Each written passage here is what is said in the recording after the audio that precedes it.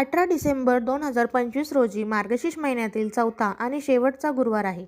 त्यामुळे या दिवशी महालक्ष्मी व्रताचे उद्यापन करणे अत्यंत शुभ मानले जाते. उद्यापन पूजा आणि हळदी कुंकवासाठी या शुभ वेळा तुम्ही निवडू शकता. शुभ काळ सकाळी 7 वाजल्यापासून ते 8 वाजेपर्यंत सूर्योदयानंतर पूजा मांडण्यासाठी उत्तम वेळ.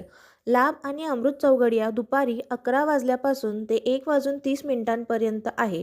हा वेळ उद्यापन विधी आणि सुवासिनींना हळदी कुंकू देण्यासाठी सर्वात उत्तम आहे. अभिजित मुहूर्त दुपारी 11 वाजून 50 मिनिटांपासून ते 12 वाजून 35 मिनिटांपर्यंत आहे. दिवसातील सर्वात शुभ मुहूर्त आहे.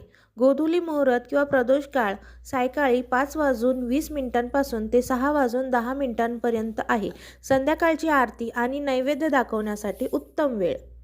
वर्ज्य काळ म्हणजेच राहू काळ दुपारी 1 वाजून 35 मिनिटांपासून ते 2 वाजून 55 मिनिटांपर्यंत आहे.